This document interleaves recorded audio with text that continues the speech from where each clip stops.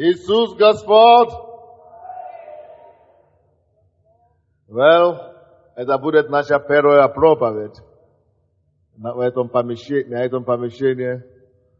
Знаете, я уверен, что пока вы будете слышать эту проповедь, Бог будет работать.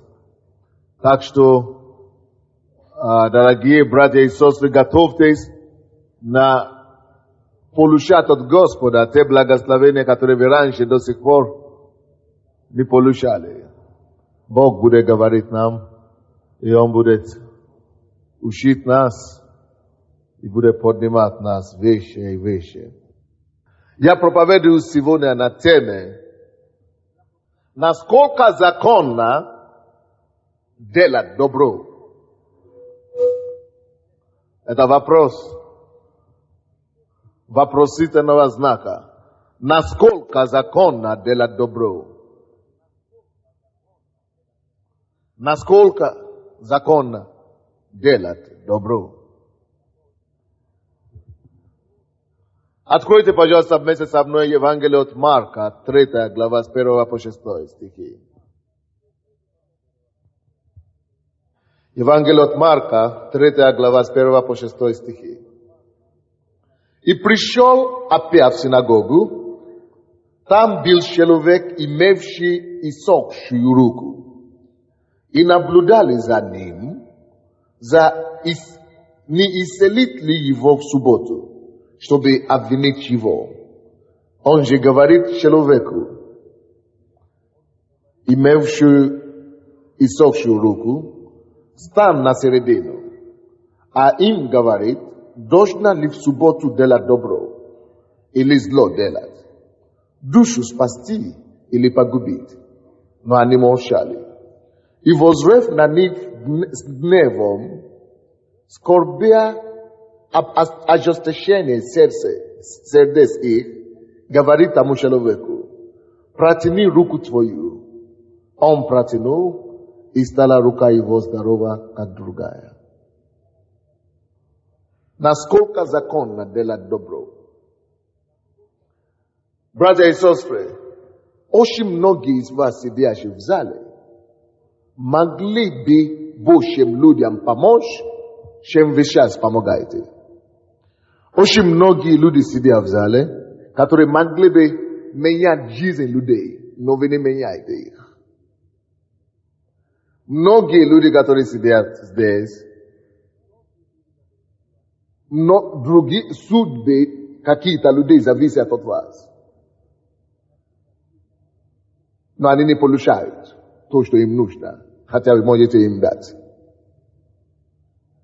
В принципе, если вы христиане, и вы возрождены Богом, то каждый из нас призван менять жизни и судьбы людей.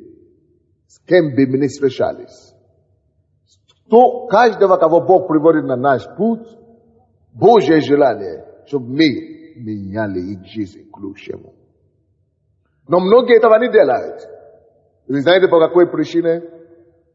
Правое ухо открывается. Именем Иисуса я повелеваю этому уху, прямо сейчас откройся. Вы знаете, почему мы это не делаем, то, что мы могли бы делать? По той же самой причине, которой дьявол хотел помешать Иисусу здесь, на этом месте. Женские болезни, Господь исцеляет вас в зале. Давайте посмотрим 1-2 стихи. «И пришел Иисус опять в синагогу, и там был человек, имевший иссохшую руку».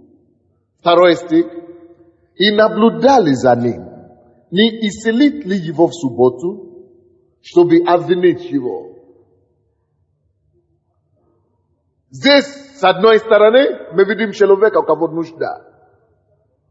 С другой стороны, мы видим Иисуса, который пришел как ответ от Бога. У Иисуса есть ответ на все проблемы, которые, какие только есть на этой земле. У Иисуса есть ответ для каждого человека. Мы видим нужду isok shuruku sheloveka. Prishol Isus. No mejdu Isusom ukavo atvet. I shelovekom ukavo нужда. Что-то стояло между ними. Вы знаете, как оно называется? Общественное мнение. Общественное мнение. Я думаю, Бог мне показывает правую руку, у кого такое впечатление, что обжег, горячая вода и слилась вам на руку или что-то подобное. Такое впечатление, что у вас что-то обжженная рука. Принимайте ваше исцеление во имя Иисуса. Иисус пришел, у него есть ответ для этого человека. Но между ними стояло общественное мнение. Второй стих говорит, и наблюдали за ним. Не исцелит ли его в субботу, чтобы обвинить его? Это есть причина, почему многие из нас не делаем то, к чему Бог предназначил нас. Честно, давайте посмотрим. Мы знаем, что Иисус может менять жизнь людей, с кем мы сталкиваемся каждый день. Искренне говорим, что мы с вами знаем, что Иисус может помочь каждому человеку, с кем мы сталкиваемся на работе, дома, в подъезде, в транспорте. Но мы проходим мимо них. Мы замечаем их, но убеждаем себя не обращать внимания. Вы знаете почему? Вдруг ему не понравится. Что он скажет? Или это же транспорт, трамвай. Если бы мы были вдвоем, я бы сказал. Или Бог сделай так, чтобы все вышли из метро, только чтобы этот человек остался и я. Тогда я скажу что-то.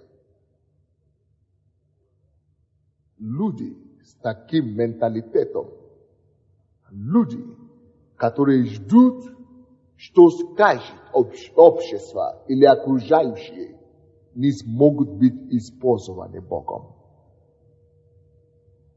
К сожалению. Но я думал, что мы все хотим быть использованы Богом. Кто хочет, чтобы Бог его использовал? Это правда? Вы желаете, чтобы Бог использовал вас? Тогда вам придется преодолеть своей собственной жизни вот ту преграду, которую пришлось Иисусу преодолеть в этом месте. Но многие из нас, многие жизни могли бы спастись, если бы мы были только где-то смелее.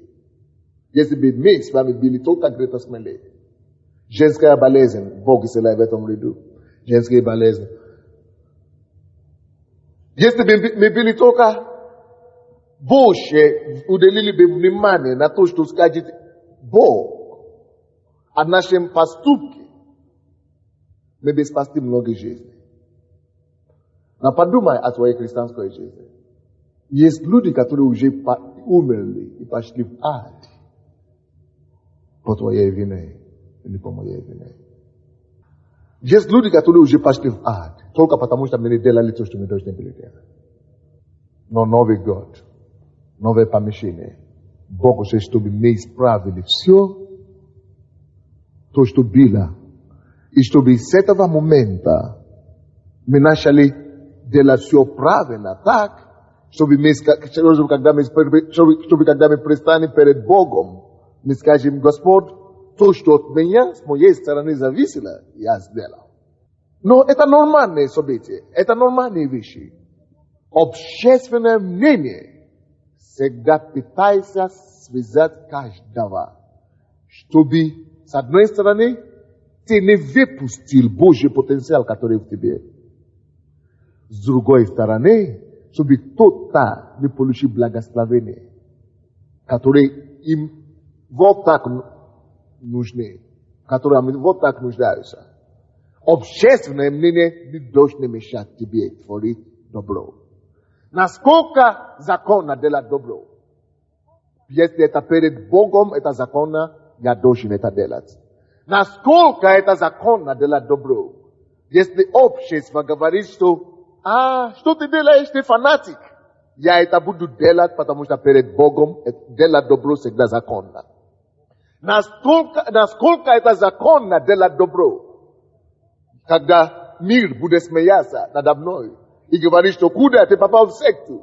Если это делать добро, это перед Богом приятно. Даже если они будут смеяться, я буду делать добро. Это законно для меня делать добро. Насколько законно свидетельство на рынке?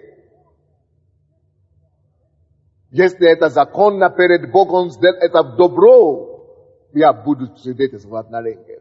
Насколько законно мне продавцам,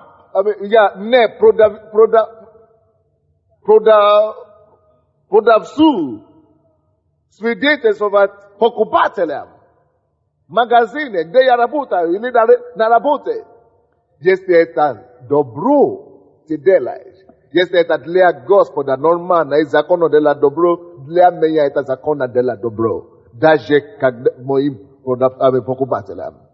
Насколько это законно в трамвае или в метро сказать, что Иисус может исцелить тебя от хромого. Я помолюсь за тебя. Или если ты не можешь, приди к нам в церковь. Насколько это законно сказать соседу, с кем я сижу, незнакомому, в метро, в трамвае, в транспорте, что есть живой Бог. Вы знаешь, вы вообще ходите в церковь.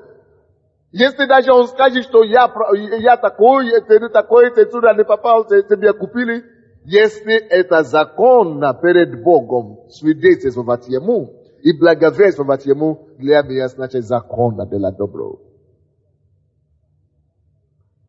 Проповедь. Насколько законно делать добро.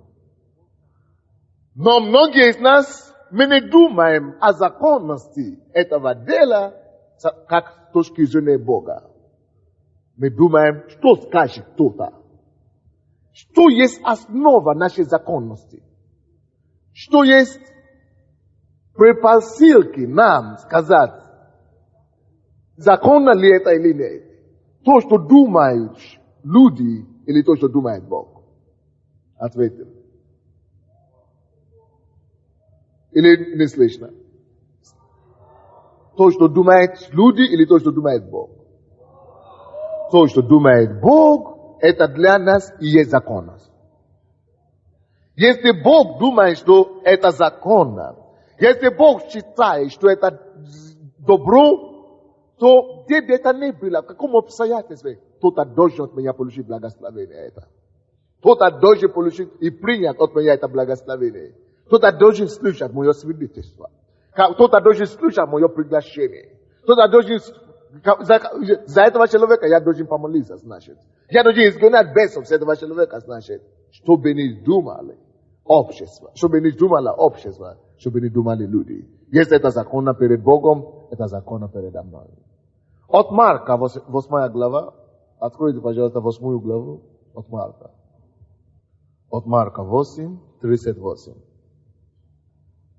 Ибо то постыдится меня и моих слов в роде этом прелюбодейном и грешном, того постыдится и Сын Человеческий, когда придет в славе Отца Своего со святыми ангелами. Ибо то постыдится меня и моих слов в роде этом прелюбодейном и грешном, того постыдится Сын Человеческий на небе. Братья и сестры, когда мы учитываем общественное мнение, чтобы делать добро, когда общественное мнение или мнение кого-то становится условием для нас, или пропиской для нас, чтобы творить волю Божию, это значит, мы стесняемся, мы постыдились Господа нашего. И какой результат, какие последствия, если человек постыдился Господа? Он говорит, во-первых, это не стоит. Постыдиться, если мы заняли позицию общественного мнения, и мы говорим, я лучше промолчу, Или лучше, не знаю. Это значит, мы принимаем позицию, мы занимаем позицию общественного мнения в это время. Если мы занимаем позицию общественного мнения, это значит, мы занимаем позицию мира сего. Иисус говорит, это настолько глупо, это не стоит. Слушай, не стоит. Почему? Потому что этот век, этот мир, не важно, насколько прекрасным он выглядит, не важно, насколько привлекательным он выглядит, не имеет значения, насколько роскошно это общество выглядит. Невозможно, не имеет значения, насколько многообещающим кажется нам вот этот мир именно в данный момент. Все равно, пока это здесь, на планете Земля, Иисус говорит, что это есть род прелюбодейный и грешный. Это не стоит занять позицию мира ни в каком вопросе. Не стоит. Абсолютно не стоит того. Постыдиться. Вы знаете, кого? Не. Кому или кого, да? Постыдиться не я. Мире, этом. В каком мире? Это то же самое, что вам поставили перед альтернативой, перед выбором. И вы выбираете мир, часть мира. Этим стихом Иисус говорит, слушай, ну так глупо. Постыдиться мне. Сын человеческий. Постыдиться мне. Вторая личность Божества. Через который ничего из существующего не начало существовать. Как только через меня. Постыдиться мне, который сотворил весь мир вообще. Постыдиться мне, Создатель и автор жизни, ради того, чтобы угодить этот мир, который я сам создал. Причем мир, от которого я сам уже отказался почти, то есть мир, который идет в ад. Мир грешный, мир прелюбодейный, мир иначе. Я не знаю, насколько. Это мир, который смердит. Это мир, это то, что Иисус отель говорит. И говорит, что тебе стыдно сказать, что идите в церковь, или сказать, что вот я верующий, или хорошо. Это твое решение. Поэтому я люблю Бога. Бог никого ни в чем не навязывает. Ты сам делай свой выбор. Алло, но если есть что-нибудь в этом мире, за что тебе придется и нужно постоять, это за то, что я христианин. Этот мир не мой дом. У меня родина. И я здесь только лишь, чтобы творить волю Отца. Не волю мира, чтобы угодить ему, ни миру, ни соседям, ни обществу или общественному мнению, но угодить ему. Мои действия, мои поступки направлены на то, чтобы угодить ему. А что он делает? Кто он? Он есть автор добра. Поэтому Иисус иначе говорит нам, что нам никогда не надо стесняться делать добро. Если это добро, ты оправдан. Если это добро, если это во славу Господа, это оправдано. Пускай мир тебя не понимает, пускай мир смеется над тобой, но если это для Господа, во славу Господа, успокойся. Пускай мир говорит, что он скажет, пускай они делают свое. Но если это добро, если это Божье дело, посмотрим, кто прав потом. Подожди, время покажет. Но, как верующим, как люди, которые имеют надежду на будущего, Бог говорит, не стоит занять место мира сего. Не стоит занять позицию род этого, который прелюбодейный и грешный. Но. не стоит. Если нужно свидетельство в метро, на весь вагон кричи, что ты христианин, и что Бог спасает, исцеляет и освобождает. Если нужно в автобусе свидетельствовать, на весь вагон кричи и скажи, есть Бог, который спас меня грешника и омыл меня своей кровью. И я предлагаю вам этого спасающего Спасителя.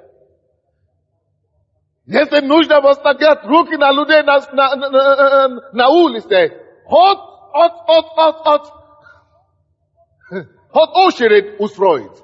Нужно это сделать, потому что это есть дело для добро, которое угождает Богу. Но постесняться Евангелия, да это не будет нашей с вами участь. Now, я должен вам сказать, каждому придется пройти это испытание. Каждому. И даже Иисусу пришлось. Каждому. Потому что это потом решает в дальнейшем, до какого уровня, до какого масштаба Бог тебя будет использовать. Потому что как только что ты удержался в чем-то, побоялся общественного мнения, это значит дар Божий, который мог бы проявляться через тебя. Помазание, которое Бог мог бы высвободить, оно осталось. Ты не употребляем Богом, а кто-то не благословлен Богом. Двойная потеря. Для тебя и для того человека. Это не стоит. Лучше занять место неба. Небо – это прекрасное место. Земля, здесь на земле, сколько мы будем жить? 150 лет. А в таком возрасте, даже если ты доживешь, никто тебя уже не хочет видеть. Ты миллиардер. 100 лет максимум. Будь разумнее. Есть лучшее место, небо, которое делает добро. Позиция Бога, за которого мы должны постоять. А там жизнь не на 100 лет, не на 200, не на 1000 лет. Потом посмотрим. А там уже некуда скрыться уже. Тут можно еще куда-то скрыться. Хорошо, тебя обидели в машине, или тебя обидели в транспорте, тебя обидели на улице. Ты придешь в церковь, тебе хорошо в церкви. А там вообще некуда уже скрываться. А если ты уже все не попал, все, возможно, исправиться уже не будет. Жизнь дана нам всем один раз. И надо ее так прожить, как вот Маяковский, или как кто сказал? Островский сказал, надо ее так прожить, чтобы не была мучительна bona за бесценно прожитую, пустую прожитую жизнь. Дай Бог, чтобы нам всем не была мучительна bona, чтобы не постояли, когда нужно было стоять. Чтобы не кричали, когда нужно было кричать. Чтобы не спасли кого-то, когда можно было спасти. Чтобы не свидетельствовали, когда можно было свидетельствовать. Чтобы не проповедовали, когда можно было проповедовать. Чтобы не возлагали руки, когда можно было возлагать руки. Чтобы не изгоняли бесов с кого-то, когда можно было это сделать. Не дай Бог. Каждый раз. У тебя только одна жизнь. И, братья, послушайте меня. Многие шансы, многие возможности в этой жизни не предоставляются второй раз. Мы даже это не замечаем. Но многие возможности не предоставляются второй раз. У тебя не столько много времени, как ты думал. Настолько законно делать добро. Насколько законно делать добро. Насколько законно свидетельствовать. Насколько законно бежать и стать фанатиком во славу Божию. Насколько законно сказать, что я представитель неба, представитель Царства Божьего, мы уничтожаем ад, мы уничтожаем зло, мы уничтожаем всякую тьму и дело века сего. Насколько законно постоять и кричать на весь голос, что мы есть восстановители развалины древние. Что это мы восстанавливаем мосты. Тебе жизнь дана один раз. Если не постоять за это единственную жизнь, за Бога, на месте Бога, пропасть тоже один раз. Пропадешь и все. Никто уже не вспомнит, что ты был. Но можно себе построить памятник на небе. Делая добро во славу Бога. Дьявол хотел мешать даже Иисусу. Вы даже не представляете, насколько бесы стараются, чтобы закрыть вам глаза, уста. Вы даже не представляете, сколько бесов восстают, когда ты хочешь кому-то рассказать о Боге. Ты даже не представляешь, насколько сам сатана беснуется, когда ты хочешь кого-то молиться. Только чтобы ты это не сделал, только чтобы ты разочаровался. Если дьявол постарался даже Иисусу закрыть рот, но это наша воля, это наше решение. Мы можем прорваться через его старание. Только нужно принять это решение. Нет, я буду делать добро. Если это во славу Господа, я это делаю.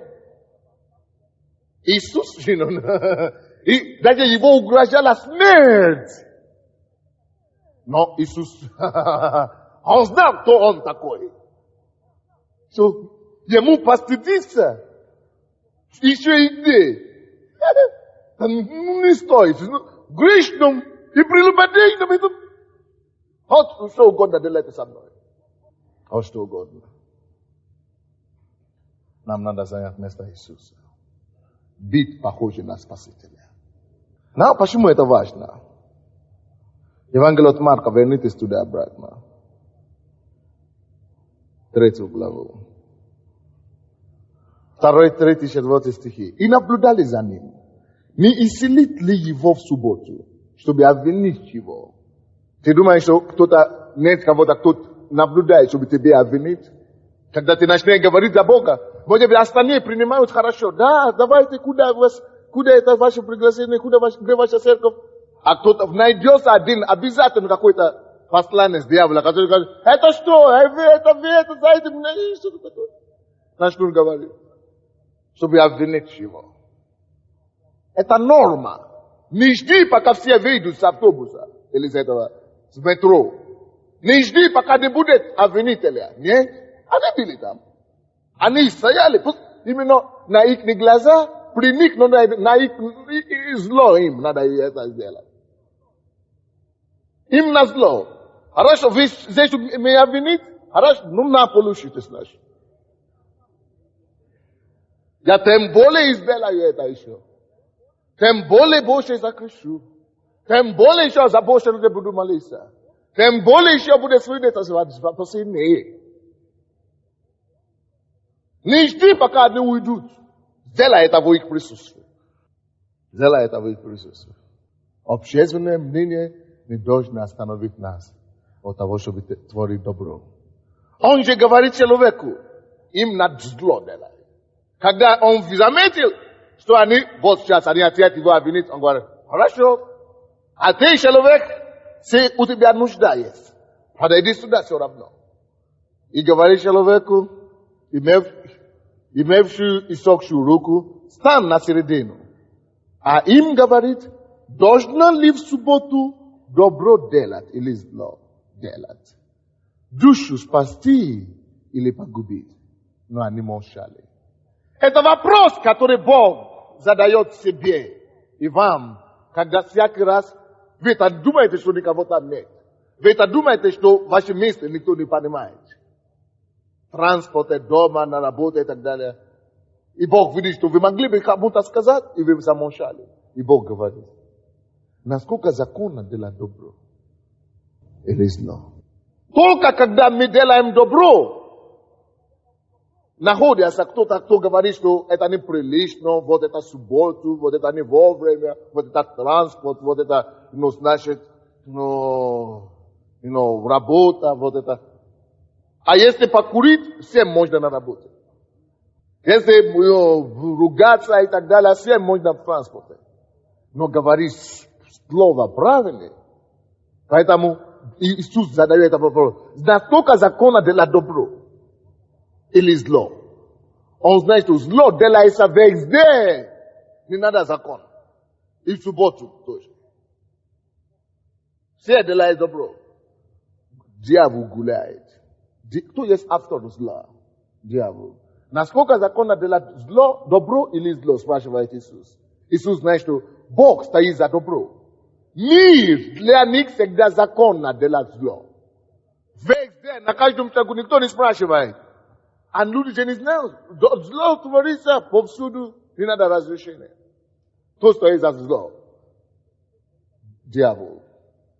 И если он может повсюду, не спрашивая разрешения, творить свои дела, давать болезнь всем без разрешения, то насколько тогда еще более законно дела добро, принести людям здоровье без разрешения от. Если дьявол разрушает семьи без разрешения, насколько тогда законно нам принести Евангелие в каждую семью? Если дьявол производит разводы, прелюбодеяния на каждом шагу, насколько тогда законно нам сказать, что нет, есть Бог, который приносит чистоту и святость в себе. Если дьявол, приносит бес прямо в жизни людей и, разные проблемы, тогда проповедовать и заявить, что нет, Иисус пришел, чтобы разрушить дела дьявола. Он говорит, насколько законно делать добро или зло? Насколько законно давать жизнь или погубить, что он там говорит? Давать жизнь или погубить? Спасти душу или погубить? Насколько законно спасти жизнь или погубить? Погибает дьявол, собирает людей сколько хочешь каждый день. Но когда мы хотим творить, давать жизнь кому-то, тогда все возмущаются. Не. Насколько законно, если это добро? Потому что за жизнь стоит Бог. Никто не задает вопрос, когда кто-то умирает. Насколько законно дьяволу собирать это человек. Человек уже умер, все соглашаются. Тем более, насколько законно спасать душу. Законно. Поэтому на зло им Иисус позвал этого человека и говорит, стань в середине. Стань сюда. Стань сюда. Стань сюда. Я принес тебе жизнь. Стань сюда. Ты получишь добро. Я не боюсь общественного мнения. Если ты не боишься, ты получишь. Иисус победил общественное мнение и высвободил освобождение людям. Ты должен быть как Иисус. Почему? Я вам скажу. Считайте 5 стих дальше. И возрев на них с гневом, скорбя об ожесточении сердец их. Потому что говорит тому человеку, протяни руку твою, он протянул, и стала рука его здорова, как рука, а не как другая. Но посмотрите, что Иисус, почему нам нельзя молчать перед общественным мнением? Почему нам нельзя молчать в транспорте? Почему нам нельзя молчать в домах? Почему нам нельзя молчать при соседях? Почему нам нельзя молчать повсюду? Потому что, посмотрите на реакцию Иисуса, 5 стих. И возрел на них с гневом, клавишник, еврей, вы слышите вы? С гневом, скорбя об ожесточении сердец их. Что Иисус видел в этом, когда его отец обвинит в том, что он не то делает? Что видит Иисус? Иисус видит в этом жестокое сердце. Что видит Иисус, когда мы с вами проходим мимо людей, транспорта, везде на улице, и не рассказываем, что мы спасены, и есть жизнь вечную? Он гневается на то, насколько жестокосердие их. Как это? Вам все равно. Прибеги сюда кто-нибудь. Бегом. Скутка, неважно. Один человек. Ishok shuruku. Давай, митируй ishok shuruku. Вот, ishok shuruku. Вы, фарисеи, вам все равно, что человеку плохо. Вам все равно, что человек не может использовать руку, чтобы обнять жену. Вам все равно, что он мучается, он не может поднять своего ребенка на руку. Вам все равно от того, что он страдал всю жизнь. Вам все равно от того, что он не может взять руки, тарелки и кушать. Вам все равно от того, что ему он мучился всю жизнь. И вы еще говорите, законно ли это? Поэтому Иисус говорит здесь, гневался, воззвал на них гневом, скорбит Иисус об ожесточении сердца их. То же самое, когда мы, как верующие, видим кто-то, кто еще не спасен, и мы проходим мимо, Иисус нас говорит, это жестокое сердце. Вам все равно, что вы спасены. И эти все люди идут в ад, толпом. Вам все равно, что каждую секунду 70 человек умирает без Иисуса. Каждую секунду, пока я начинаю проповедовать здесь, сотни людей уже умерли без Иисуса. И уже пошли в ад. Тебе все равно, вы верующие, я спас вас. Я дал свою жизнь за вас. Меня распяли ногою за вас, за этих всех людей. Я заплатил за них. Вам все равно, что они не спасены. Гневаясь на жестокосердие их. Иисус это называет жестокосердие. Что такое жестокосердие? Их нежелание творить добро. Они сами это не делают, и другим еще мешают. Но даже мы говорим, хорошо, я никому не мешаю, но если мы это не делаем, это жестокосердие. Мы видим человека больного.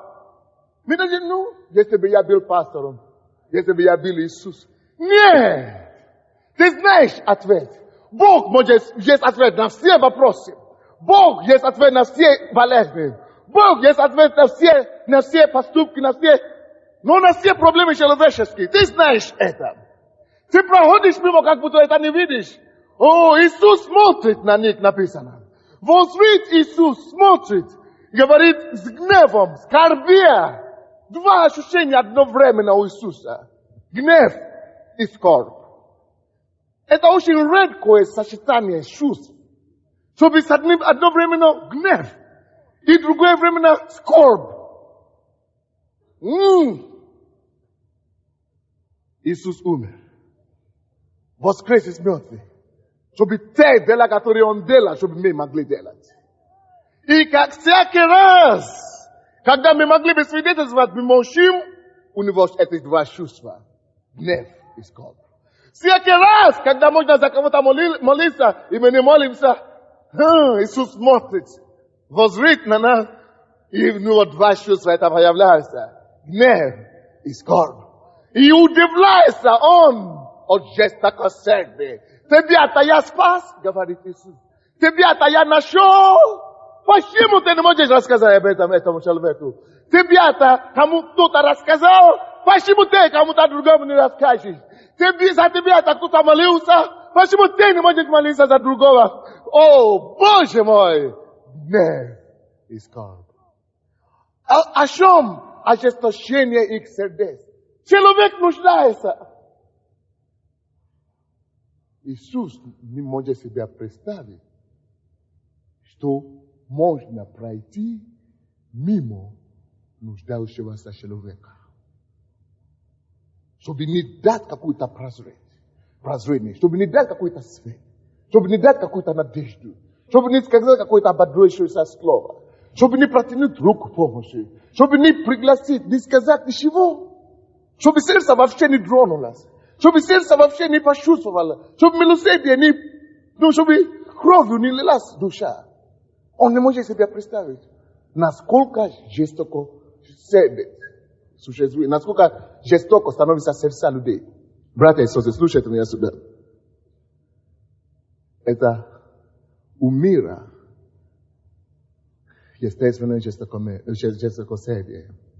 Но всякий раз, когда верующий проходит мимо возможности творить добро и не делает этого первый раз, второй раз, Третий раз.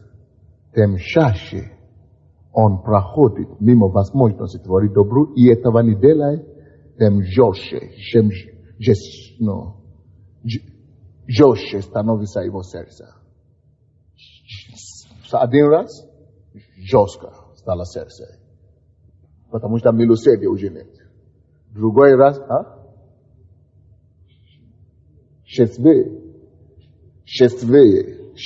становится сердце, говорят. То есть второй раз еще счастливее. В третий раз счастливее. В четвертый раз счастливее. Жестче становится сердце. Чувство. То есть потому что это как, то есть ты уже привыкаешь к этому. Нормальная вещь, какая разница, что я не рассказывал. Слушайте, именно из-за этого, послушайте меня внимательно сейчас. Я хочу помочь всем. И я верю, что это Бог мне ложит на сердце. Бог положил мне на сердце такой прекрасной идеи. И со следующего воскресенья не будет служения у всей душевной церкви. Мы будем 10 часов здесь и 2 часа. Будет 2 служения, потому что это годовщина будет. И мы будем делать 4 миллиона газет нашей церкви. Газета мы будем назовем «Слово веры». И будем раздавать по 10 штук каждому, или по 20 штук каждому. И это только 4 страницы газеты, как мы делали раньше. Но на этот раз это не будет статьи. На этот раз будет фотографии каждого человека, кто уже свидетельствует. Уже были, уже есть. То есть уже первая партия будет готова. И каждый из вас может вместить свое свидетельство в этой газете.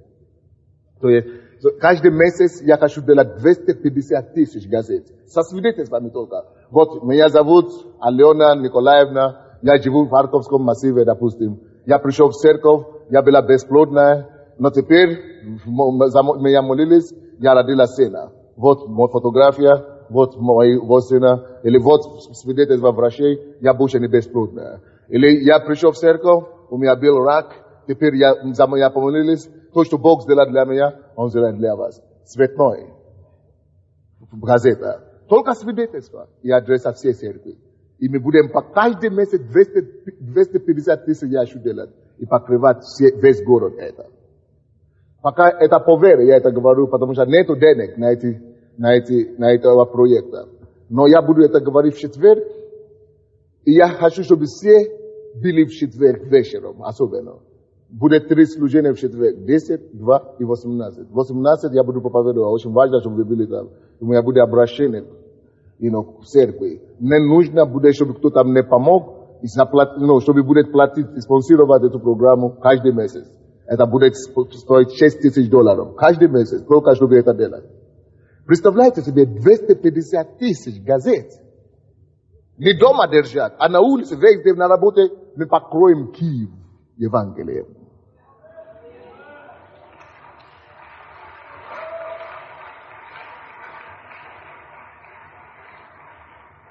Покроем Киев Евангелием. Покроем Киев Евангелием.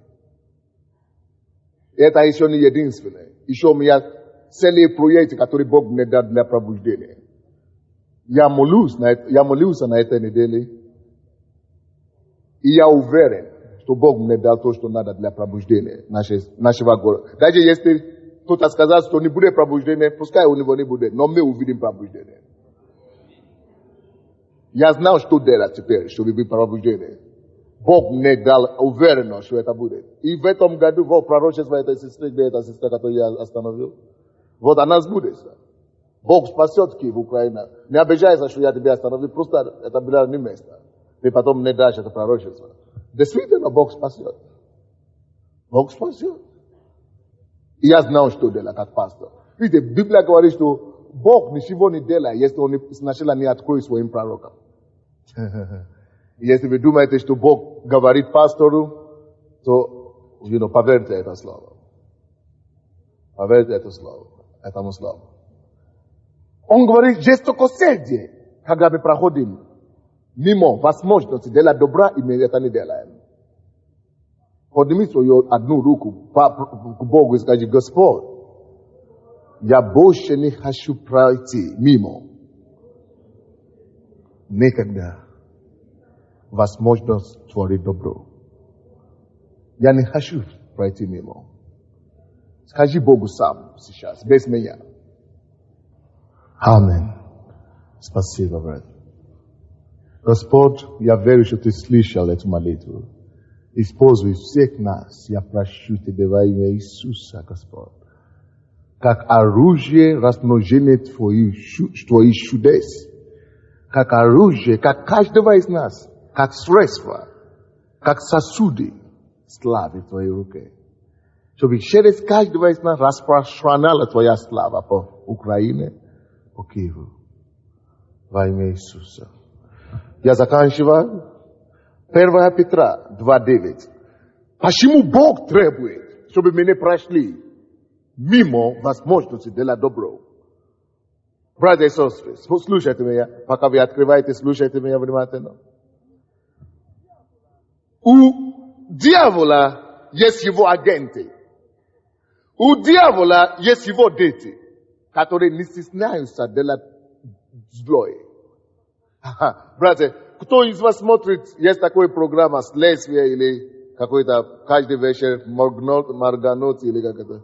Ситуация, следствие и такие происходят. Каждый день, вы заметили, что каждый день какое-то преступление? Не то, что какое-то, море их. У дьявола есть свои агенты, его агенты. У дьявола есть люди свои, которые на постоянном основе творят зло на добро, постоянно, как положено. Иисус в это время спрашивает, насколько закон назначен для добро тогда? Слушай, мы его люди, мы его народ, мы его агенты. Если агенты дьявола верны, мы должны быть верны своему начальнику. Военачальнику и Спасителю. Если мы не будем творить, зло будет у нас множаться, а мы станем вот гусушка маленькие. Они соберут наши семьи. Нет, это мы должны завоевать мир. Мы должны идти туда, собирать людей оттуда, сюда. Отвоевать их от сатаны сюда. Добро должны перемагать зло. Бог полагается на нас. Бог сам это не сделает. Он уже пришел на землю и показал нам, как это делать. Вся жизнь Иисуса и весь Евангелие только как пример для нас. Иисус это здесь творил, чтобы тебе показать пример того, что ты должен делать. Иисус не стеснялся перед общественным мнением. Это пример, насколько мы не должны стесняться перед общественным мнением. Иисус сделал добро. Каким образом? Не только проповедью. Он делал добро проповедуя. Это один способ. Он делал добро свидетельствуя. Это другой способ. Он делал добро через исцеление людей. Это третий способ. Он делал добро через освобождение. Он делал добро через молитву. Он делал добро через всякие способы. Это как пример, чтобы мы могли таким же образом распространять добро. 1 Петра 2:9. Но вы, род избранный, Боже мой. Но вы, род избранный. Слушай, положи руку на сердце и говори, я род избранный. Ты не простой человек. О, Боже. Для Украины Бог избрал тебя и меня. Для Киева Бог нашел человека, Он избрал тебя и меня. Посмотрите, написано. Но вы не простой. Но вы род избранный. У Бога было в Киеве 4 миллиона, но Он тебя избрал. И ты еще будешь стесняться. Ему Макарьяву, Сокобу, Басала, Бабая. Он избрал тебя, чтобы ты творил добро. А потом ты сложишь руку.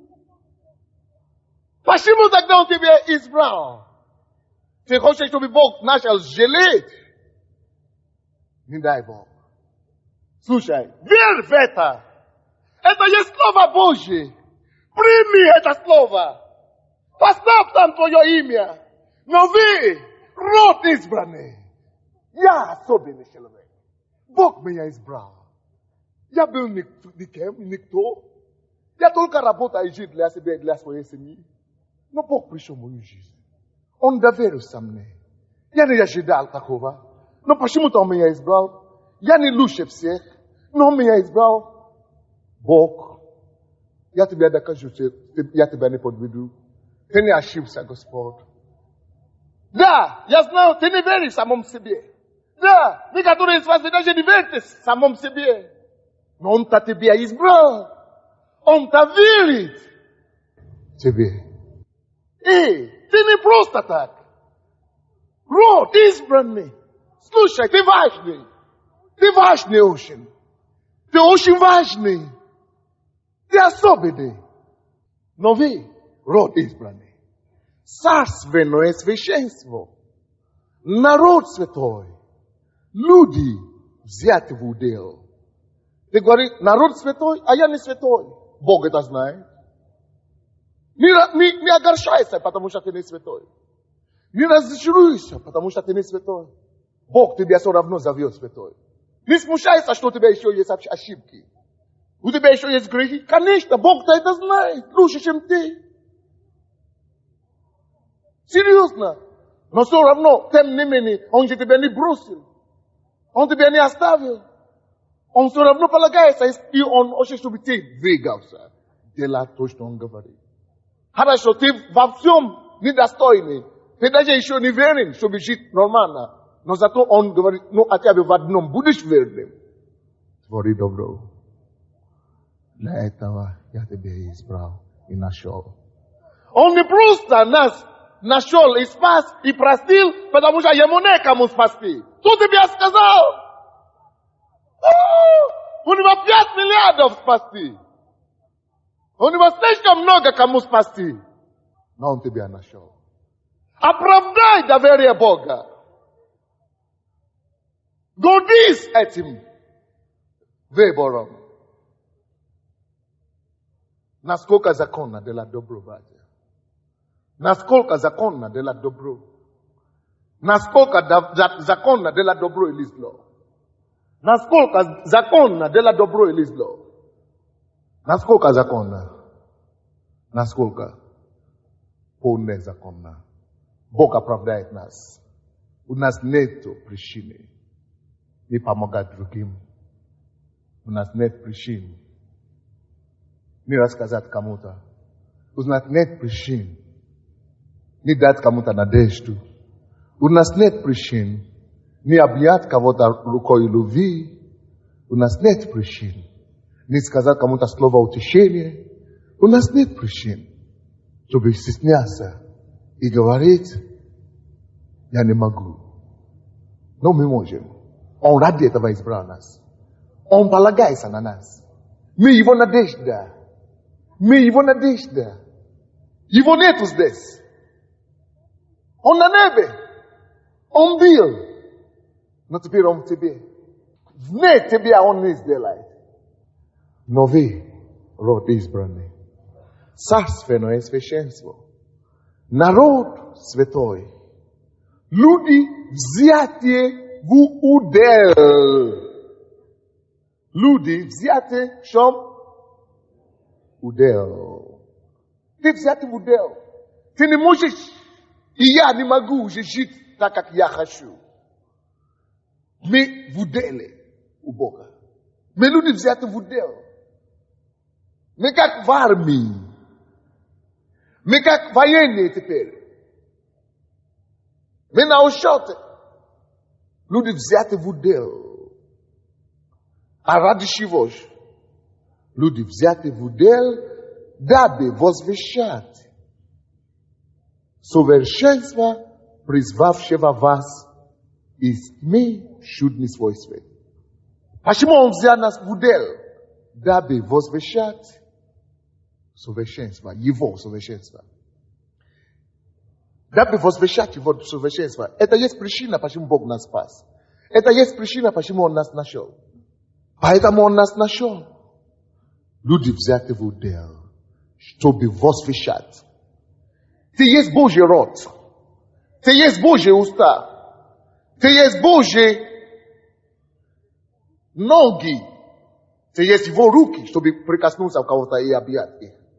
Ты есть его руки, чтобы идти евангелизировать. Ты есть его уста, чтобы кому-то рассказать. Люди взяты в удел, чтобы возвещать славу призвавшего нас. Украина спасется.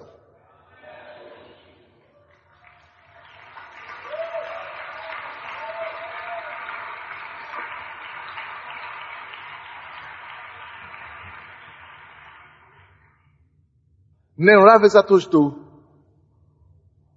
сказал Павел. Не спешите, я уже закончиваю. Все будет хорошо. Откройте Галатам 2:19. Галатам 2:19. Это мое самое любимое местописание. Если вы найдете кого-то, вы скажете им, это самое любимое место пастора Сандея. Если кто-то спросит. 2:19 говорит, законом я умер для закона, чтобы жить для Бога. Я сораспялся Христу. Нет, я прошу прощения, 20 стих. И уже не я живу, но живет во мне Христос. А что ныне живу во плоти, то живу верою в Сына Божия, возлюбившего меня и предавший себя за меня. Что это обозначает? Уже не я живу, но живет во мне Сын Божий. И то, что я ныне живу, я живу жизнь Сына Божьего. Ага. Значит, я вообще-то не имею права уже жить. Потому что я грешник. И возмездие за грех – это смерть. Я мертвый. Я покойник. В принципе. Я покойник. То, что я сейчас живу, это благодаря его жизни. То, что он отдаст свою жизнь. Значит, я должен ему теперь. Он отдаст свою жизнь. Он не живет, он живет только... Я не должен бежать, но я живу благодаря, ради ему. А благодаря ему, значит, я и должен жить ради него. Если я обязан ему мою жизнь теперь, у меня вообще нет жизни. Только благодаря ему, значит, эта жизнь теперь должна жить, чтобы прославить его. Теперь, если вы забудете все то, что я скажу, не забудьте это. Смотрите на меня, пожалуйста. Смотрите на меня. Ветхий Завет – это попытка найти Бога, людей, с плоскими способами. Никто не мог найти Бога там. Моисей, вы знаете, что с ним, как он случилось с ним. Никто не мог найти Бога. Через закон никто не нашел Бога. Иоанна 1:18 говорит нам, что Бог дал закон через Моисея, но благодать и жизнь, 17 стих, через Иисуса. А 18 стих говорит, никто Бога никогда не видел. Вы слушаете меня, да? Никто Бога никогда не видел, кроме Сына Его Единородного Иисуса. Он пришел, чтобы явить Его. Теперь слушайте дальше. Ветхий Завет – это новый этап, новое время, когда Бог стал реальностью. Иисус пришел, чтобы явить Бога. В действиях Иисус явил Бога. Все то, что Он делал, это то, что бы делал Бог. В Слове Он явил Бога. Все, что Он говорил, это то, что говорил бы Бог. Допустим, в этой ситуации, если бы, что Бог думает об иссохшей руке, Бог думает, как вы можете быть насколько жестокосердие, что вы не замешаете. Ему плохо, вам хорошо. Вы что, не хотите, чтобы ему стало плохо? Видите, Бог хороший Бог. Это принес доказать Иисус. Бог добрый Бог. Он не равнодушен к иссохшему руку. Вот Он пришел явить Бога. Этим самым мы поняли, что Бог есть добрый Бог. Он желает не хорошее. Бог не желает не плохого. Бог не желает не, чтобы моя рука продолжалась быть isokshi, niet, mi duma le tak ranche. No Isus prishol, so bi yavit Boga, kakon yes, kakon duma et. Bog beiselil, Bog nirad, so etarukatak. Bog nirad, so te mushi satak. Bog nirad, so te bia to palagene, mushi te bia. So te banoi, so te vaya se mia razvale vai sa. Bog nirad, Bog buntujet protiv этого.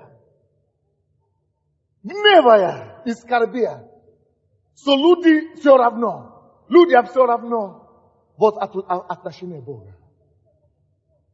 Бог, какое отношение Бога в субботу? Делать добро или делать зло? Нет. Человек, у тебя есть сокчая рука, стань, приди сюда, тебя исцелю, протяни руку. И он исцелился. Вот Божье мнение. Я сделал у тебя добро все равно. Законно, незаконно. В субботу или не в субботу. Бог делает добро все время.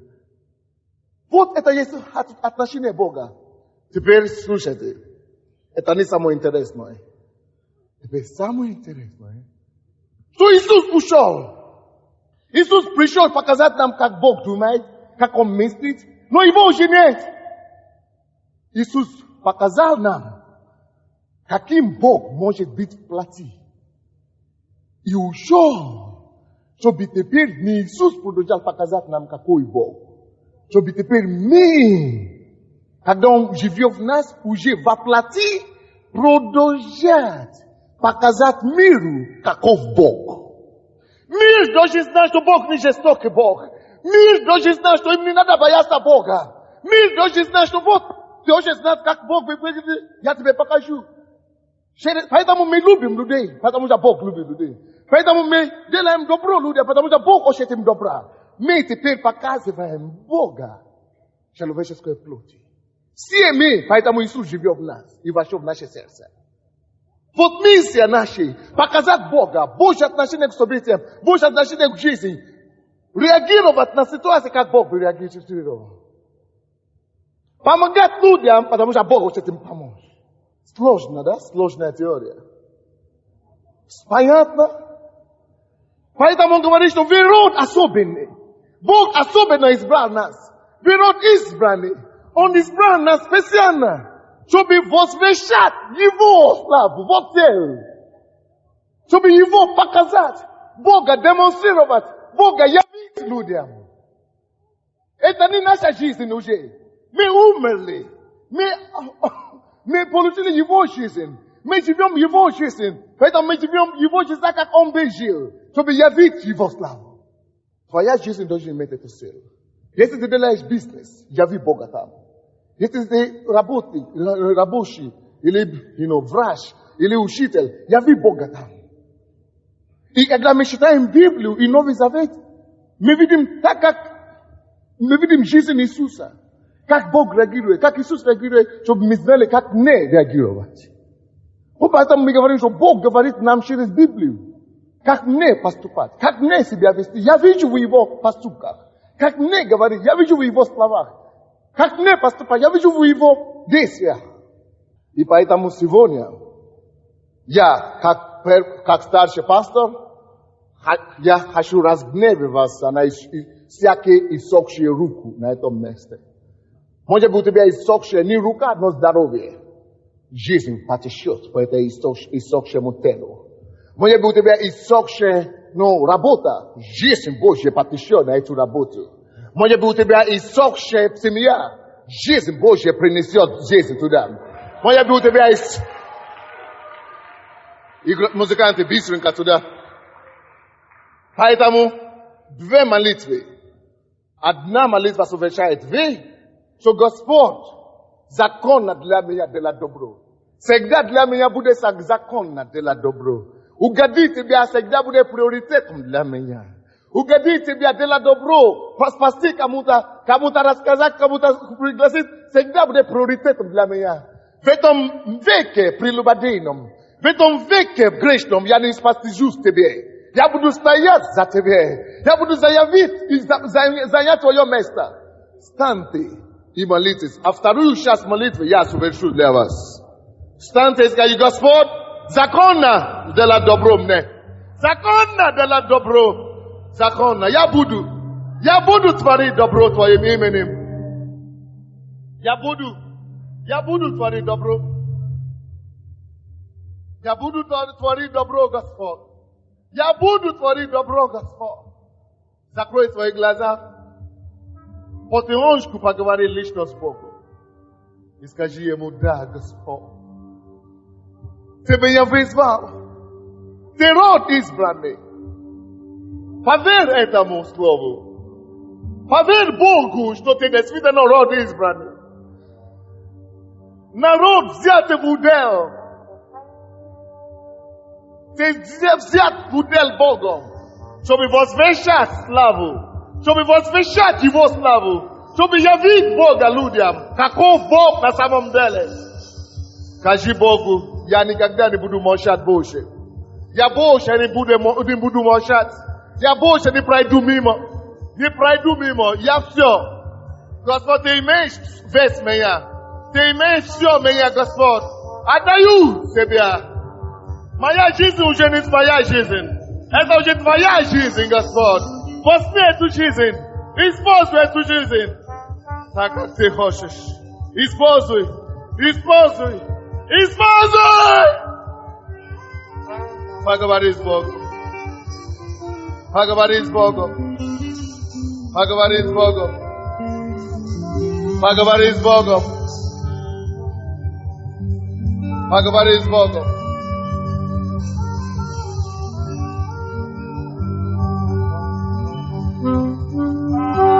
Сделай посвящение.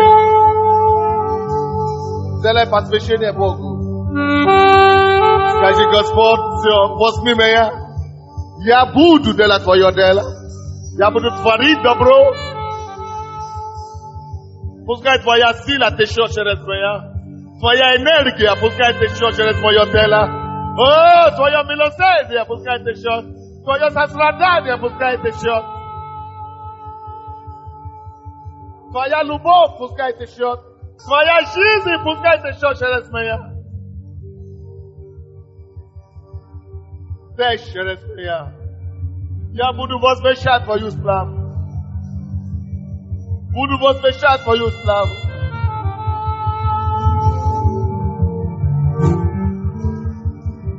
Послушайте. Вторую молитву, которую я буду совершать, это за все иссохшие состояния вашей жизни. Послушайте меня. Я поставлен здесь на место Иисуса. Вместе с Иисусом. Во плоти я на месте Него. Он во мне, Он вас тоже. Я сейчас ощутила то, что Иисус бы делал. И ты получишь такой же результат, как Иисус ты получил при Иисусе. Представьте себе, что Иисус стоит здесь. И действительно Он стоит. Он только в моем плоти. Он говорит: даю вам власть. Я имею Его власть представить Его интерес. И я прикажу всякому иссохшему обстоятельству твоей жизни. Жизнь потечет, как вода.